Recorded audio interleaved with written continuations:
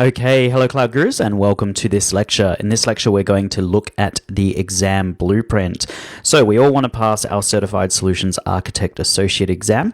And before we actually get started learning about AWS, it's worth going through the exam blueprint, which will cover what it is we need to know in order to pass our exams.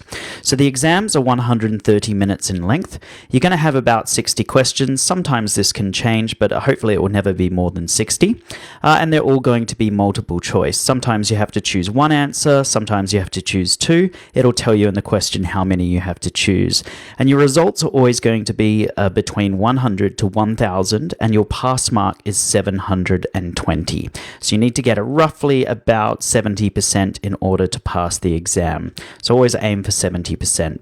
The qualification itself is valid for 2 years, and the exam questions are all going to be scenario-based questions. So bear that in mind as well. They're never going to ask you, what is the name of simple storage service, which is S3, which you're going to learn as we go forward. They're going to give you much more advanced scenario questions and ask you about different use cases. So let's go over and have a look at how we can book our exams on the AWS website. Okay, so here I am in Google, and I'm going to type into Google just AWS Certified Solutions Architect, and I'm going to go ahead and hit enter. Make sure you click on the top organic link. Please do not click on my own adverts because you'll cost me money, but you'll see the top organic link is going to be aws.amazon.com. So we go ahead and click on there. You'll be able to see an overview of the exam.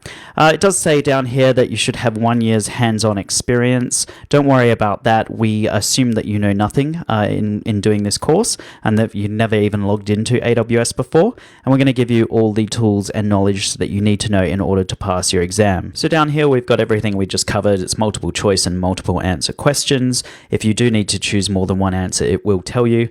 130 minutes to complete the exam. The exam registration fee is going to be $150 US, and the exam's available in a whole bunch of different languages. Now you see down here it says ready to get started, schedule an exam at aws.training. So we'll go ahead and click on aws.training. If it doesn't do anything, you do need to enable pop-ups. I don't know why it does that, but let's go ahead and just open up aws.training. Now in here, you need to create your AWS certification account. When you do create this, you may want to use your work email address if you're going to link this back to your organization, or if you want some more flexibility, you might want to use your own personal address. It's up to you.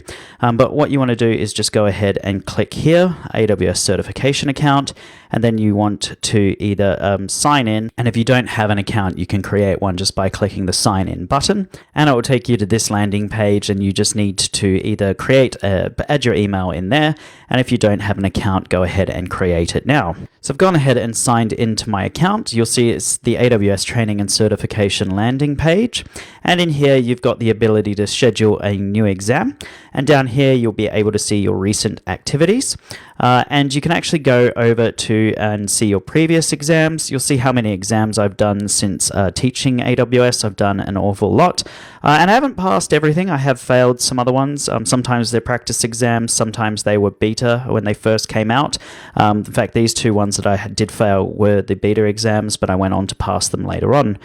So you are in really good hands. I do know what I'm doing. I've passed an awful lot of AWS exams. Once you have passed your exams, you're going to get digital badges. Digital badges are badges that you can use in your signature. The more exams you pass, the more badges you get. And you'll be able to also go in here and click on benefits, and you'll be able to order certain things from the store depending on what exams that you have passed. So let's go ahead and have a look at how we can book our exams. If we click on home, we'll go ahead to schedule new exam. This will actually open up a new web page, which is the PSI exams web page.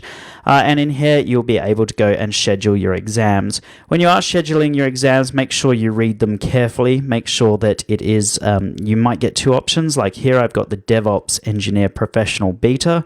I don't know if it's going to let me see the other DevOps Professional because I've only recently just passed that. Sometimes it will take a little while before you can resit the same exam again.